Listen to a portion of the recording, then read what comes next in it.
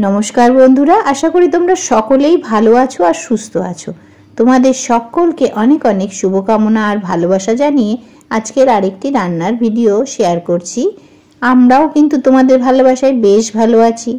आज कि करछि एखाने देखेई बुझते पारछो जे एटा एकटा कोनो भाजा। आपामर बांगालिरा भाजा खेते भीषण पछंद करे। और शुरू हये गेছে शीतकाल, नानान सब्जी फल मूल सबकिछुई एत सुंदर पावा जाबे एखन टाटका टाटका, तार साथे विभिन्न रंगीन सब्जी पावा जाच्छे। एर मध्येई भाजाभुजी खाওয়ার জন্য যেটা সবার আগে এখন পাওয়া যাচ্ছে আর বেশি দিন অবশ্য এটা পাওয়া যায় না, এই শীতের প্রথম দু মাসই পাওয়া যায়, সেটা হলো বক ফুল। বকের ঠোঁটের মতন দেখতে, হয়তো বা এই ফুলটার নাম এই কারণেই, আমি জানি না, হয়তো আমি ভুলও বলতে পারি। তোমরা যদি জানো আমায় কমেন্ট করে জানিও। তবে অনেকেই কিন্তু আমাকে বলে বা অনেকেই এর আগের ভিডিও বিভিন্ন রকম শেয়ার করেছি তখন বলেছেন যে বকফুল নাকি তেতো হয়। না, বকফুল তেতো হবে না বড়া করলে পরে। কখন বলো তো? ঠিক এই পুরো পুংদণ্ড গর্ভকেশর দণ্ডটা তোমাকে ফেলে দিতে হবে ভেতর থেকে, শুধু পাপড়ি আর বোটা এইটুকুই নিতে হবে।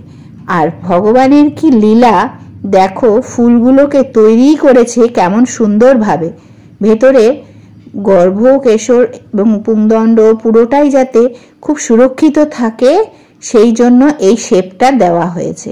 পেছনের দিকটা খুললে পরে পুরোটাই ফুলটা খুলে যাবে, সেই জন্য সবসময় বলা হয় বা মা ঠাকুমার কাছে আমি এটা শিখেছি যে এইভাবে পুরোটা ভেঙে ফেলতে হবে, তবে এটা তেতোও হবে না। আর ভাঙবার জন্য এই ফুলের পেছনের অংশ নয়, এই যে সামনের যে পাপড়িটা রয়েছে, মানে মুখটা যেদিকে বেঁকে রয়েছে ফুলটার, সেই পাপড়িটাকে তোমাকে সরাতে হবে। আর পেছনেরটা যদি সরাতে যাও পুরো ফুলটা খুলে যাবে, তখন ভাজতে কষ্ট হবে। ঠিক এইভাবে সমস্ত সবকটা ফুলেরই তুমি এইভাবে ছাড়িয়ে নাও ভেতরের অংশটা, আর তখনই তৈরি হয়ে যাবে। আর তার সাথে সাথে আরেকটা জিনিসও লক্ষ্য করবে, ফুলের পাপড়ির ভেতরেও অনেক সময় ছোট্ট ছোট্ট পোকা থাকতে পারে, সেটাও একটু খেয়াল করে নেবে এটা ভাঙার সময়। সাদা তো, ফলে চোখে পড়বে খুব তাড়াতাড়ি। এবারে আমি সবটা ভালো করে একটু নুন জলে ভিজিয়ে রেখেছিলাম, আর তার মধ্যে একটু গরম জল দিয়েছিলাম। ঈষৎ উষ্ণ জলে নুন ফেলে মিনিট 10 ভিজিয়ে রেখেছিলাম ফুলগুলোকে।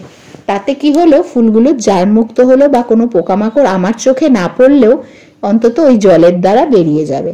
একটু লবণ ছিল জলে, তার সাথে ছিল একটু গরম জল।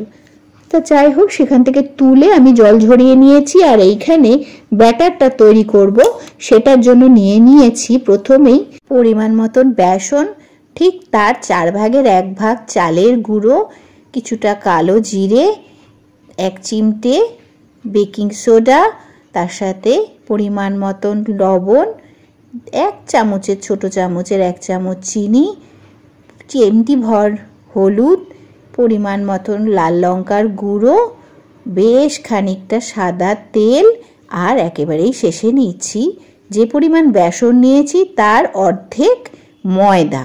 এবারে পুরো ব্যাপারটা নিয়ে নেওয়ার পর একটা বাটিতে ভালো করে হাত দিয়ে সমস্তটা এরকম একটু খানিকক্ষণ মেখে নিতে হবে, মানে ময়ম দেওয়ার মতন করে মিনিট 5।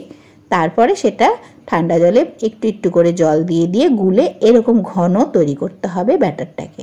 খুব পাতলা করলেও চলবে না, আবার খুব ঘন করলেও চলবে না, এরকম হবে। দেখো আমি এপাট ওপাট করছি, বুঝতেই পারছো ঘনত্বটা। এবারে আমি প্রত্যেকটা ফুল এর মধ্যে ভালো মতন ডুবিয়ে তারপরে তেল কড়াতে গরম হয়ে যাওয়ার পর এক এক করে ছেড়ে দিলাম। আর আমি ভাজাভুজি সাধারণত সাদা তেলে করি, তোমরা সর্ষের তেলে অবশ্যই করতে পারো, তবে সাদা তেলে করলে পরে কালারটা খুব সুন্দর আসে আর খেতেও খুব ভালো লাগে। আর আরও একটা কারণ, তেলের পরিমাণটা কম লাগে। আর এইখানে যেহেতু একটু আমি লবণ এবং চিনি দিয়েছি স্বাদকে ব্যালেন্স করার জন্য, সেই জন্য কিন্তু এই তেলটাও কম লাগবে। এবারে বেশ খানিকক্ষণ ধরে ধিমে আঁচে এপিঠ এবং তারপরে হয়ে যাওয়ার পর উল্টো দিকটাও ভেজে নিচ্ছি। এরকম লাল মুচমুচে বড়া তৈরি করতে তোমাকে কিন্তু অবশ্যই ব্যাটারটাকে একটু ভালোক্ষণ বেশ খানিকক্ষণ ধরে ভালোভাবে ফেটিয়ে নিতে হবে, মানে বেশ খানিকক্ষণ হাত দিয়ে মাখতে হবে জল দেবার পরেও।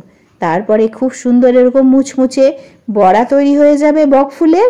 বকফুলি বলো বা অন্য যে কোনো বড়াই বলো, শীতের দুপুরে ডাল ভাত হোক বা ঘি ভাত হোক বা সবজি ভাত হোক, খেতে কিন্তু দারুণ লাগে।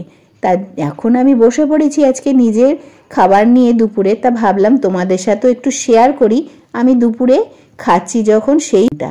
এখানে আমি আজকে আরও অনেক কিছুই করেছি।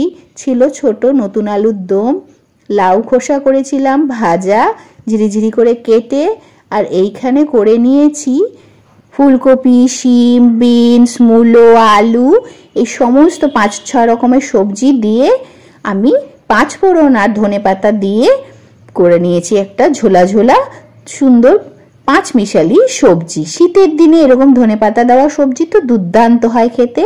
আর এই তরকারি দিয়েই আজকে আমি দুপুরের এই গরম গরম ভাত দিয়ে জম্পেশ করে খেয়ে উঠলাম। আর আমার আজকে নিরামিষের দিনটা দারুণ লেগেছে খেতে। মাছ মাংসর প্রয়োজনই হয় না যদি এরকম কিছু খাওয়ার সাথে থাকে। ভিডিওটা ভালো লাগলে লাইক করো আর কমেন্ট করো।